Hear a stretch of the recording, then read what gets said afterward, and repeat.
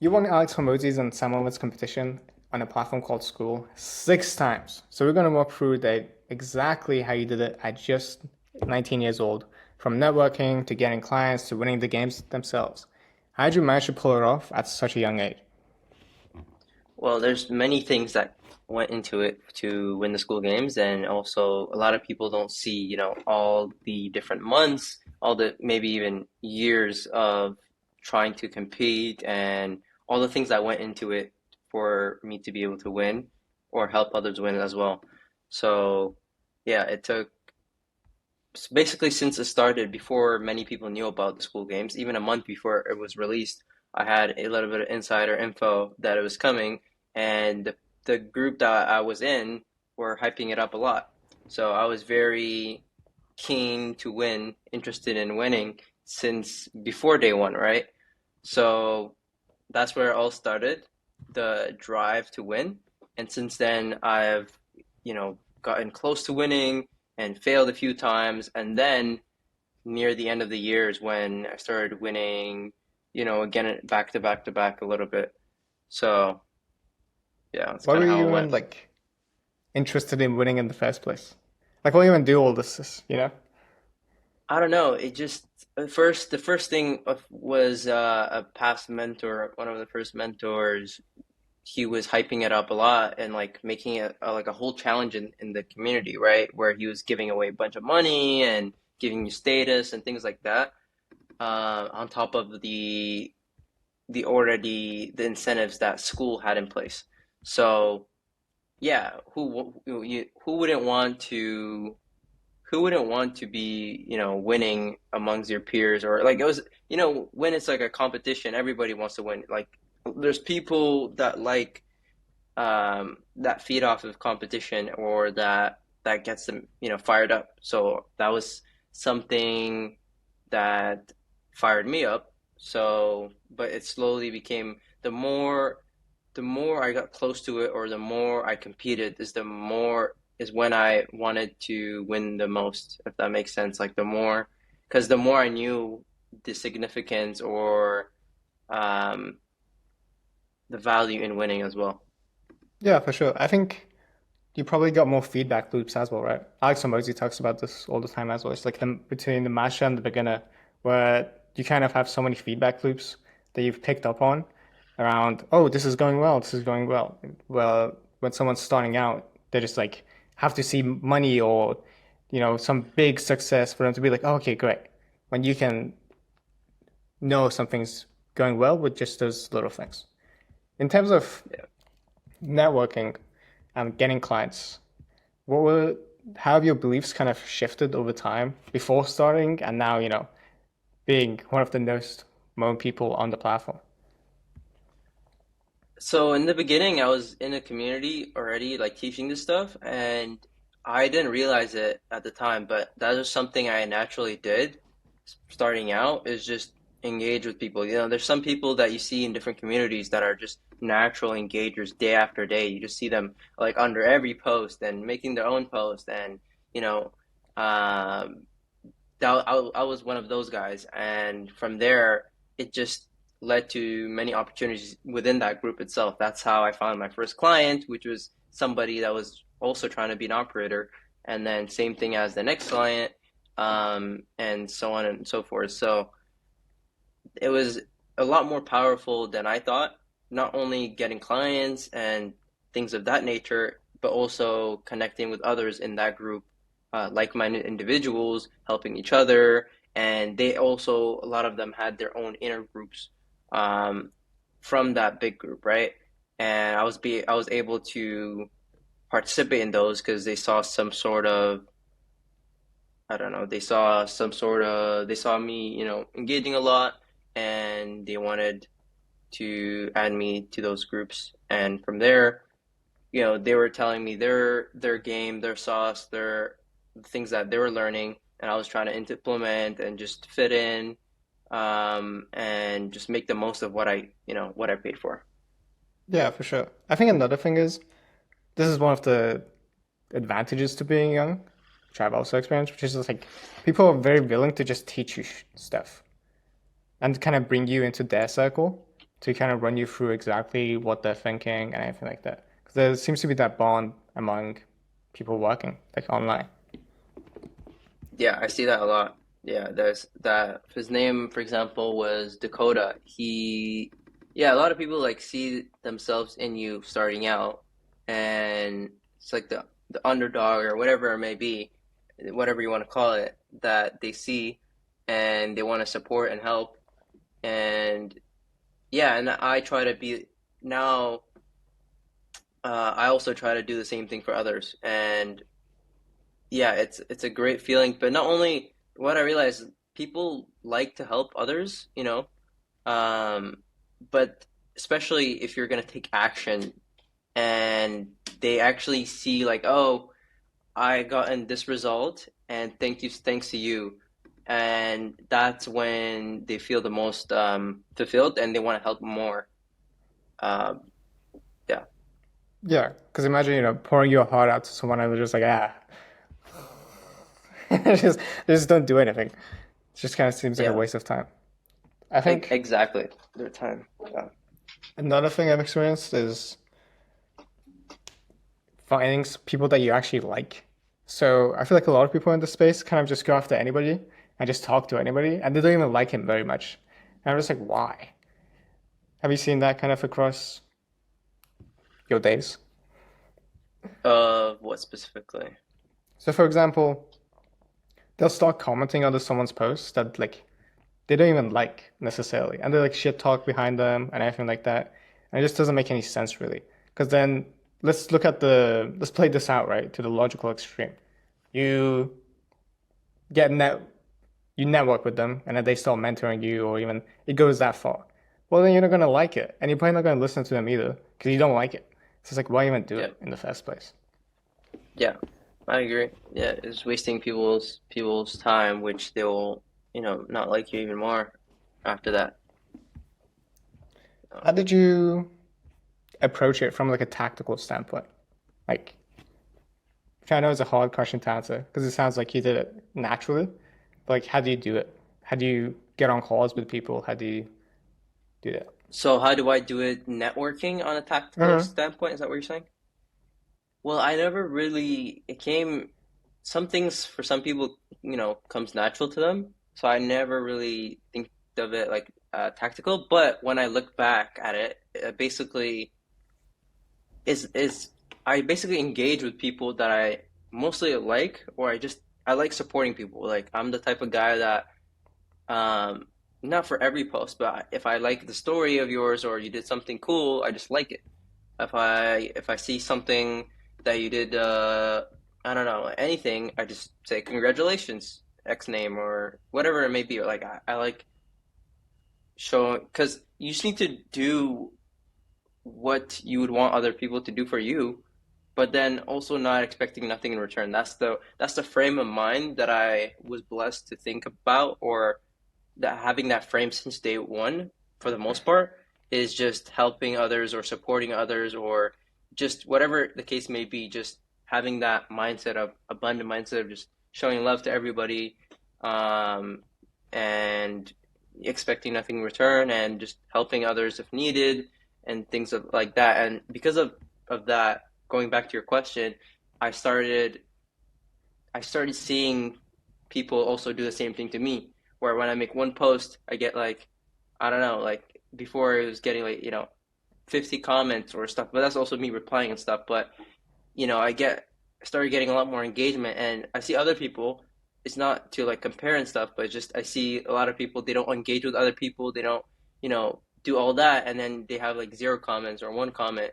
And it's a simple thing that you can do, but it's just something I realized looking back at it. So I guess you could make it more tactical, but um,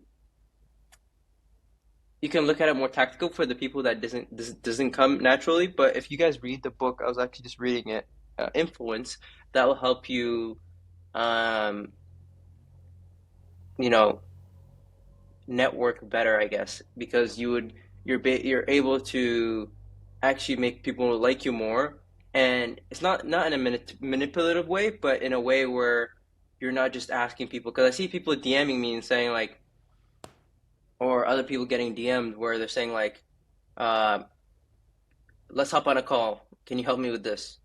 And like they don't follow you, let's say they don't have to. I'm just saying like they don't follow you. They have no profile picture. They have nothing. No, they're not providing value. I don't know them. No mutuals. No nothing. And they just expect things from you. And those people are like, I feel like they're not aware of like these things where this would be useful to them, um, to be able to network with others is by following these steps, like becoming more likable, showing love to others, liking other people's, following other people, and but just also in the mindset, I think the best mindset is to do it without expecting nothing in return, which is, I don't know, it's something you have to work on, but I feel like that's the best way because if you expect something in return from other people, it will come off the wrong way. Yeah, 100%. So. And in terms of getting clients, is it more intentional or kind of how do you approach that for growth operating or ghost operating? Shout out to Ryan Duncan.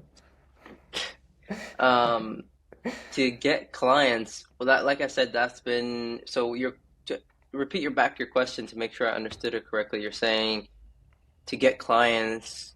Can you repeat Does that it real quick? change from network? So to get clients, does it change from networking?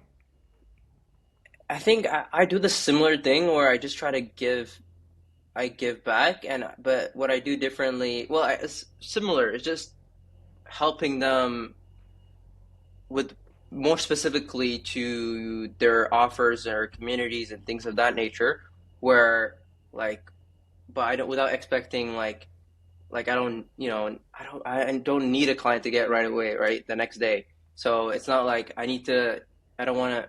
I'm not like a desperate person trying to say, oh, like I'll make you this much money in this much days, and I'll do this to like promising all this stuff. Let's hop on a call. Yeah, like I just go in the way in the frame where I'll be like, oh, I saw this guy on my For You page. Let's say I liked this stuff, followed, and then just see how what he has going on, how I can help, and then just move on with my day. Yeah, for sure. So So after you do kind of get those clients and you decide to go to the games or go for the competition, how does that kind of decision making look like? And what goes into that? so yeah, I actually got a client like that where I just saw him on my furry page. I was like, oh, this is interesting. I feel like I can provide value to this guy. So I just saw what he has going on, and he had like a lot of like bad offers, like selling his time for like $25, and he had like so many, like he had like millions of followers, which made no sense. And so I just gave him some value, and then he started asking me questions, and then he wanted to hop on a call with me, and then we just went from there. And that person ended up being later on a person that I, to and go back to your question, that we competed in the school games, but that's only when I saw the potential of it, um, of winning, and then just made them on board.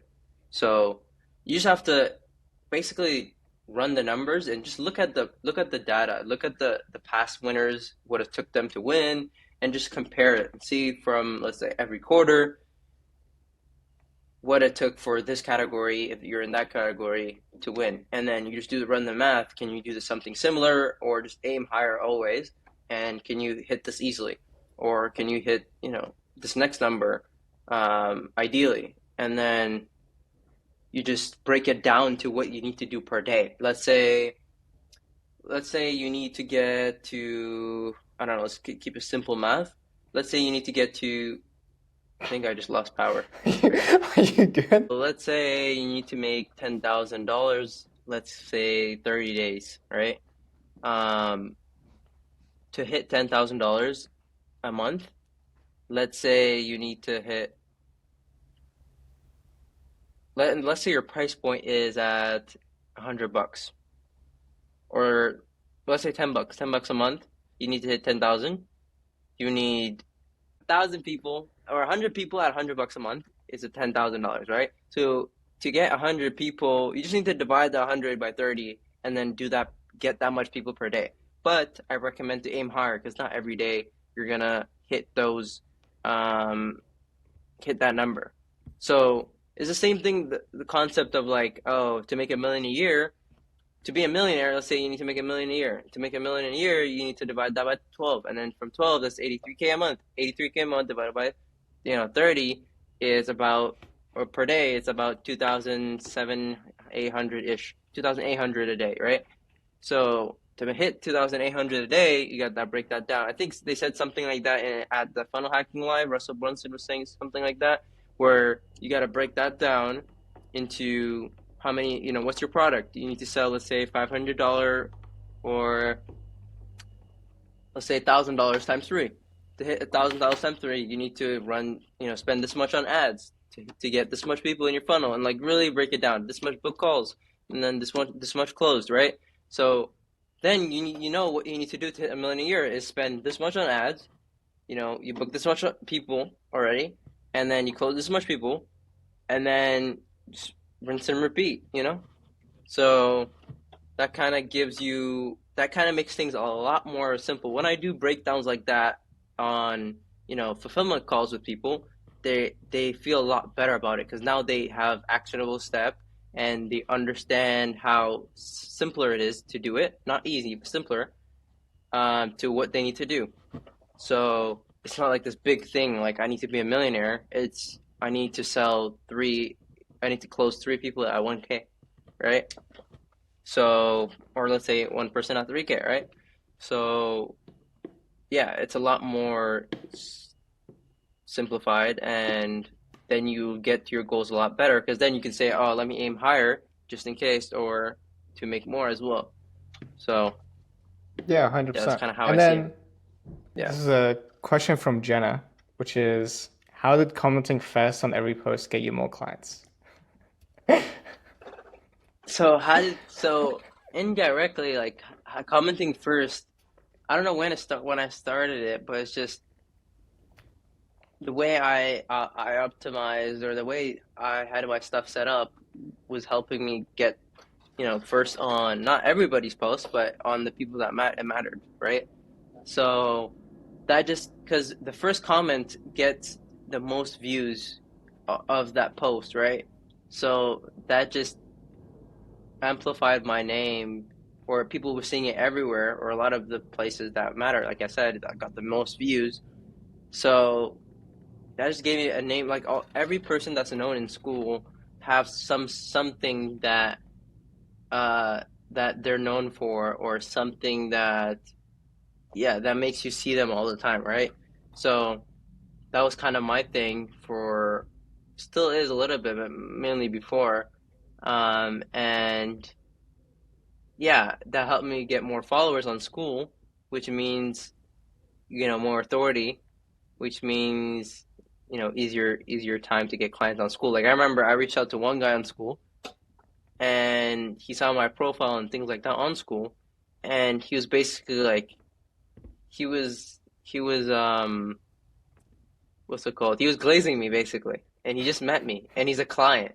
So see how easy that was. Is just having, the Skool followers, and the of course the Skool Game wins helps, and a clean profile. So that's how it helps to answer Jan's question. That's how it helps get me clients. Is my name, people know my name more, and then more followers on Skool, and yeah, it's way easier to get clients that way. When you are kind of going for those big numbers or for the games or for anything, how would someone make a killer offer? When somebody is going for the games, how do they make a killer offer? So that depends on what they're doing, but it's just basically following Hermosi's, value equation, or offer equation, where you're reducing the risk, especially for the Skool Game, reduce the risk, but then also try to make it minimum for the new Skool Games, minimum 3 months that people will be able to stay. So, or you sell yearly. So that's guaranteed monthly recurring revenue for you to keep going up on the leaderboard and not just go down, right? Mhm. So that's kind of the idea behind it. And the strategy that I follow is mainly focusing on yearly for the first 2 months and the last month monthly. So that Walk me through that way, more.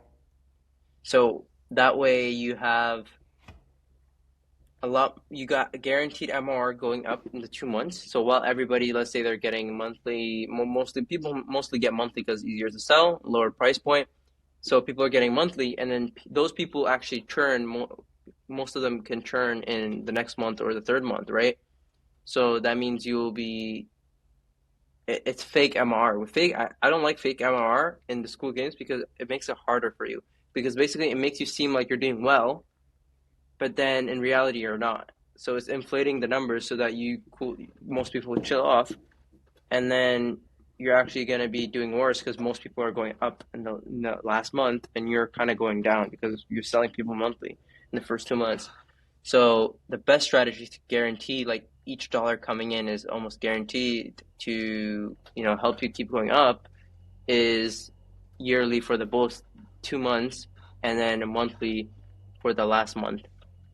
That's kind of what to focus on, but I usually still have both options because some people will always be low ticket buyers. Some people have the money and will get the yearly.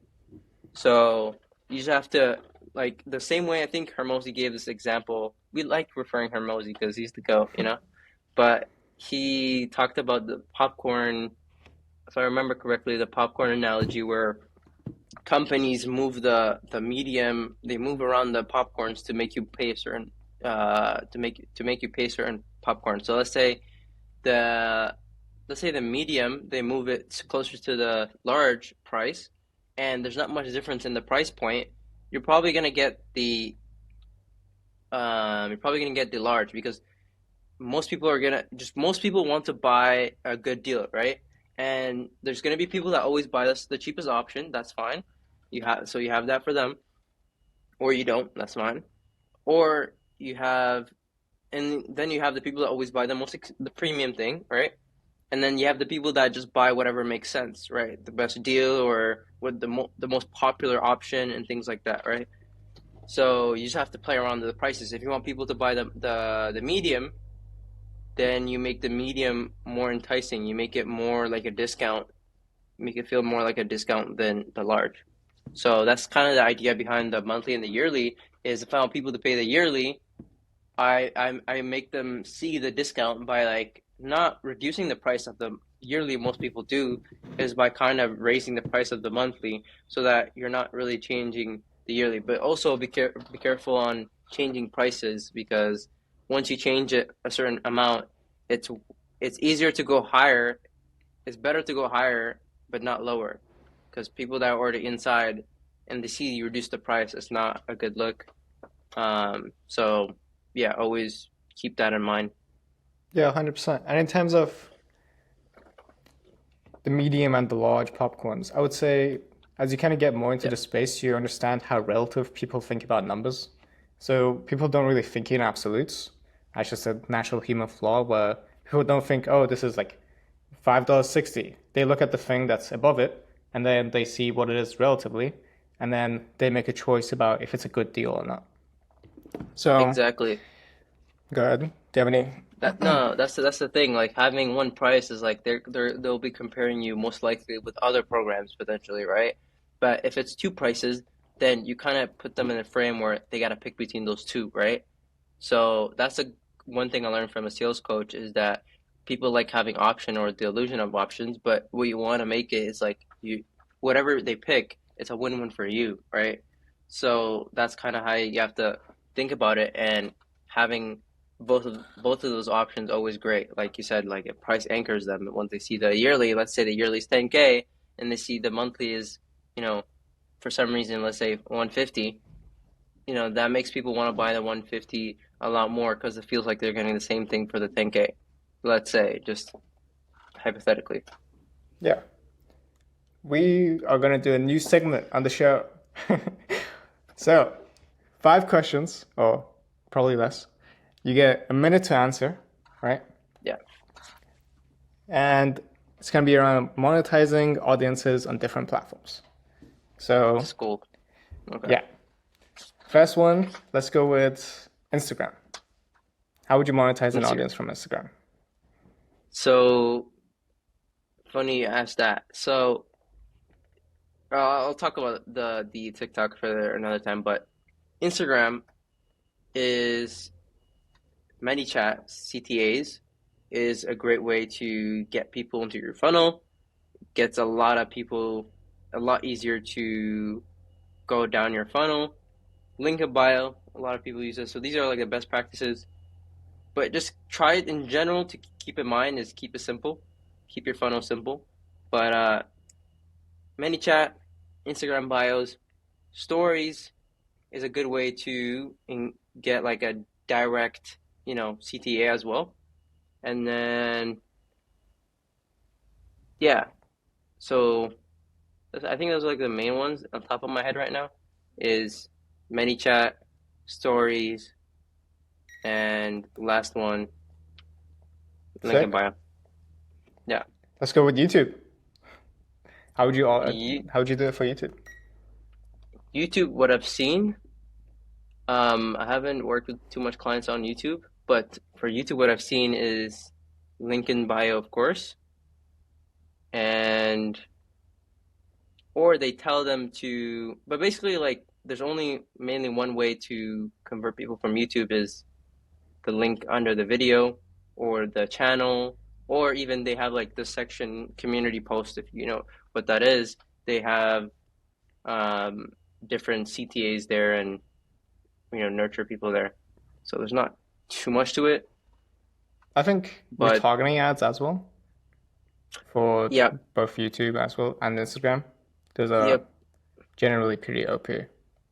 Yeah. Those are also very important things that you mentioned. I just don't work with or touch ads too much. I have either Hmm. other people that experience you know work on those things, but that is a great point.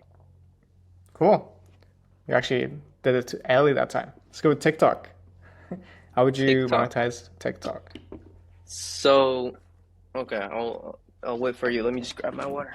Sure. I don't know if this is a goofy ass segment or not. Nah, it's good. It's good.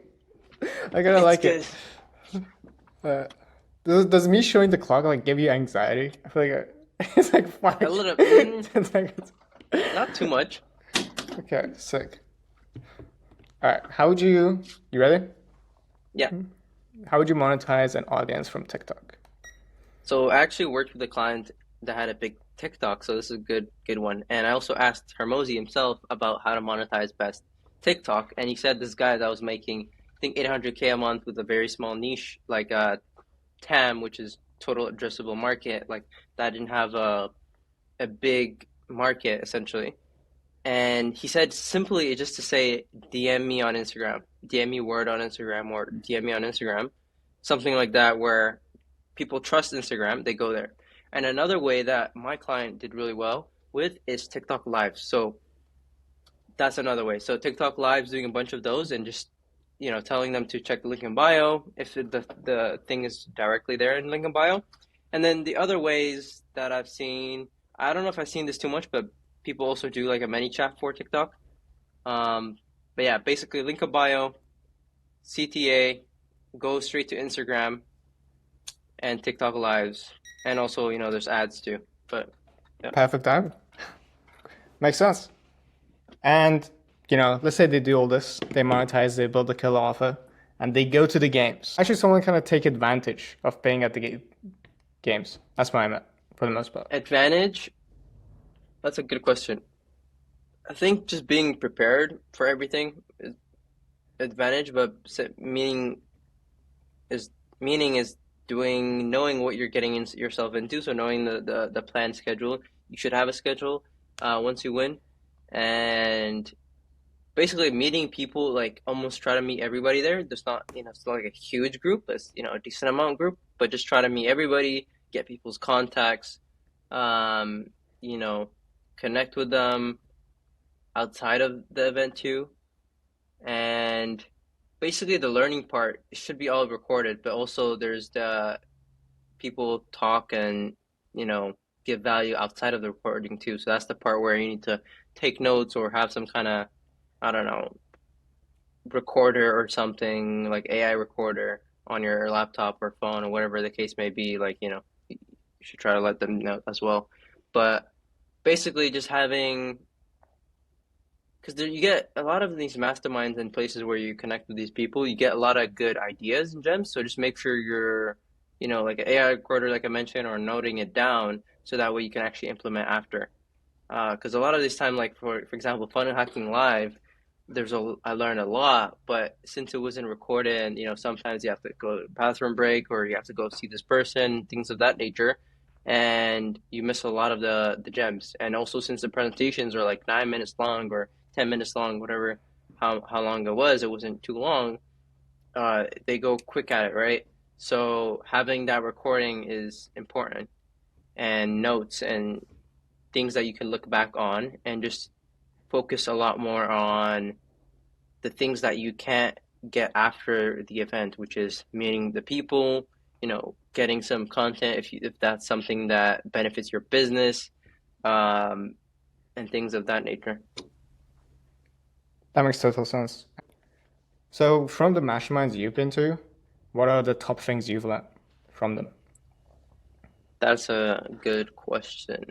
So the top things I've learned from the masterminds I've been for context to a bunch of them in the past year. So I've been to the three times to the Skool Games ones. I've been to a personal one with a client in Atlanta with a bunch of business owners. I've been what else? Funnel Hacking Live, that was a good one. And then maybe a few more smaller ones.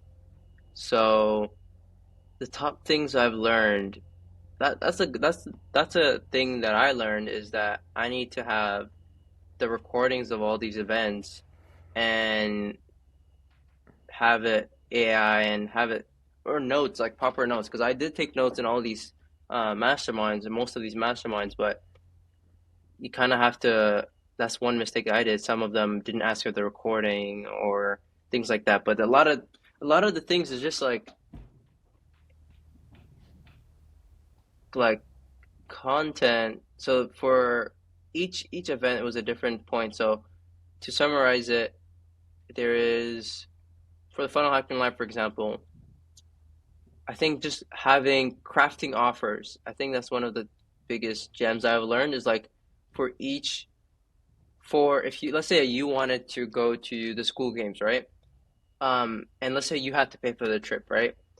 Instead of you paying for the trip, you craft an offer to be able to pay for the trip and more, if that makes sense. So that way you take advantage. So let's say you're going, let's say on a private jet, let's say you're going on a private jet to the Skool Games, and instead of you paying for that private jet, you get people from similar to your location or whoever wants to go from that location to the Skool Games or to wherever the Skool Games hosted at Vegas or Los Angeles, whoever wants to go on this private jet and spend all that time masterminding with me, and then you drop a price, which for like limited spots, of course, because not everybody can fit in a private jet, and you basically use that time to pay off for the private jet and extra money, right? So that's kind of what I learned is that he was doing that, where he's doing like the exact example where he had to go to a private jet and it saves him a bunch of time. So instead of spending all that money and or going into a commercial flight and things like that, where he's spending wasting a bunch of his time, he can leverage his time that 1 hour that let's say it takes from X place to B place, or yeah X place to B place, is to use that by crafting your an offer to your audience and your knowledge. So that's why it's good. Also, segueing to another mastermind is content. Um, Building a personal brand and content is very, very important nowadays. You've probably heard this, a million times, but it just makes it easier to the make money side and the business side because there's still people that are not showing their face and doing really, really well in business. So then you don't really need content, right? If you're doing like extremely well, but there's still some people that still things that you benefit for if you're still have a business. Like I saw a guy doing 3 million a month with this company, still started posting content but recently because he wanted to attract more talent for his company and build a name for himself, and that gives advantages. But he did it in a really smart way where he didn't go viral or didn't go too far where it's it gets to a certain point where when you become too famous, it's for a lot of people it's not fun where you can't have privacy, too much pictures everywhere you go, and you don't feel safe and all these different things. Like I met Central C like a couple, a few days ago or like a week ago, and he doesn't feel at ease, right? The way he was looking at me, the way he was, he had like many, many guys around him, big guys working out, tattoos and all that, all at all times. And so, yeah, he didn't even let me take a picture, and it sounded like it was for, other reasons, right? So, for safety.